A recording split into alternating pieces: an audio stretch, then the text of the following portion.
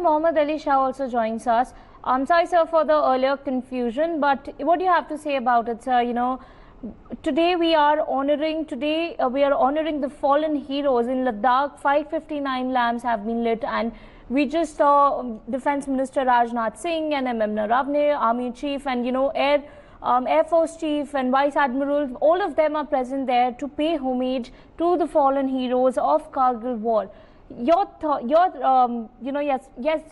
what do you have to say about it? Firstly, I compliment every single citizen, every single Indian on this chain. Of course, Indian Armed Forces fought very, very bravely in Kargil. Totally unmindful of their own personal safety. They went beyond the call of duty. अपनी जानों की परवाह ना कर अपनी जान पे खेल कर उन्होंने फतेह हासिल करी. And that is the spirit of the Indian Armed Forces. I feel very proud to have served in the Indian Armed Forces and have been a member of the Indian Armed Forces. Disha, I think it is a very good gesture to always remember our heroes, our fallen heroes. Martyrs never die. They become legends and they live in our hearts and minds forever. How can a man die better than facing fearful odds for the ashes of his fathers and the temples of his gods?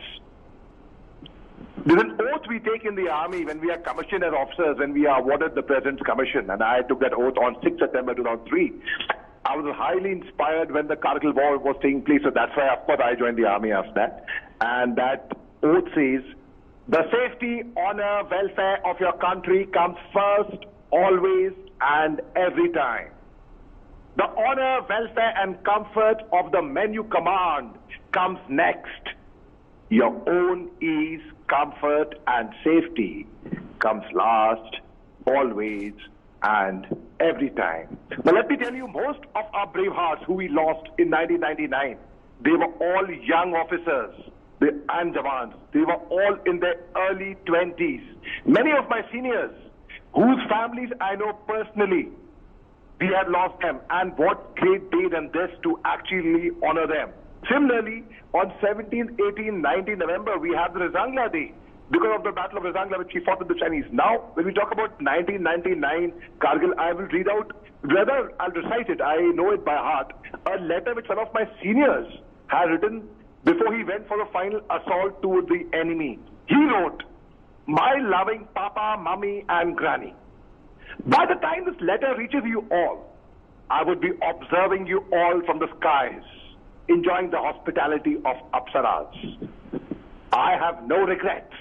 In fact, if I were to be born again as a human, I would choose to join the army and serve my nation.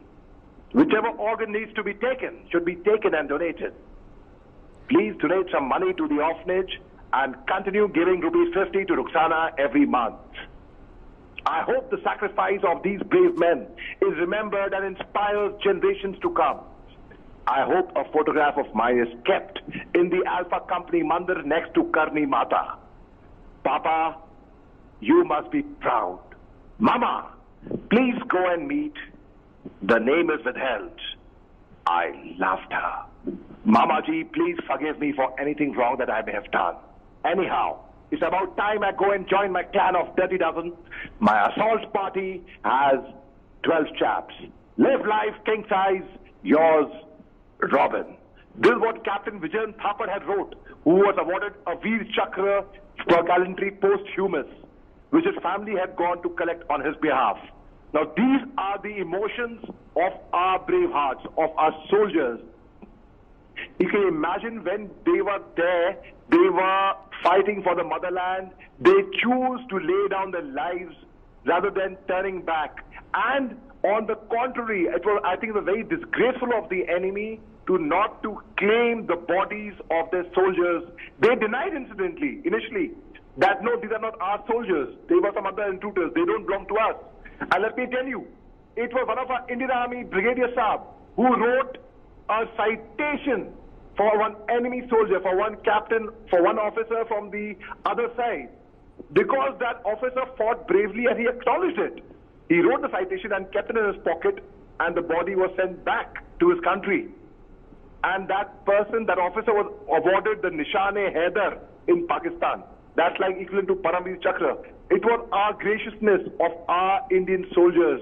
We gave them a burial. We gave them a respect, what a soldier would deserve from another soldier, what any soldier would want. Now, when our soldiers fought bravely, selflessly, totally unmindful of their own personal safety, displaying the highest order of leadership and gallantry, setting up the highest standards of the Indian Army, I must tell you, that is what inspires youngsters in the Army today. Where else, at the raw age of 21, you could be commanding over 100 men who live and die by your word. Now that is the responsibility, that is what an officer commands, the respect that an officer commands. And those are the ethos of our Indian Armed Forces. When I say the Indian Army, I do not mean the Indian Army itself. I mean the Air Force, the Navy, our paramilitary, our entire force, our entire forces, our entire defense forces combined.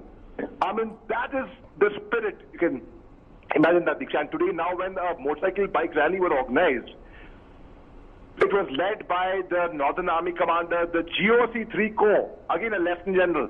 Incidentally, my father also was GOC 3 Corps. So you can imagine the spirit, the undying spirit, the grit, the determination of the Indian Army soldiers, not just youngsters, not just to the rank of a recruit or a rifleman or a lieutenant in the army, but up to the rank of a Lieutenant General who is leading by example. That is what the Indian Army is all about. Right, sir. Thank you so much, sir, for joining us on the broadcast.